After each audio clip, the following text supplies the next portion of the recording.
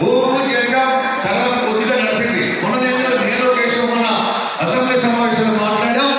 తప్పకుండా నేను కూడా దాదాపు 40 లక్షలు 50 లక్షలు కూడా ఇస్తా, ఆ కళ్యాణ మండపాన్ని పూర్తి చేస్తానని చెప్పాడు. కానీ ఒకే వేళ ఇద్దరు చేయి కలిపి మీకు ఇద్దరు కలిసి పనిచేస్తామని చెప్పాం. దానికి కూడా 15 లక్షల రూపాయలు ఉరవకొట్టు కూడా ఇస్తామని ఈ సందర్భంగా తెలియజేస్తాం. కానీ పార్లమెంట్ సభ్యుడిగా 50 లక్షల రూపాయలు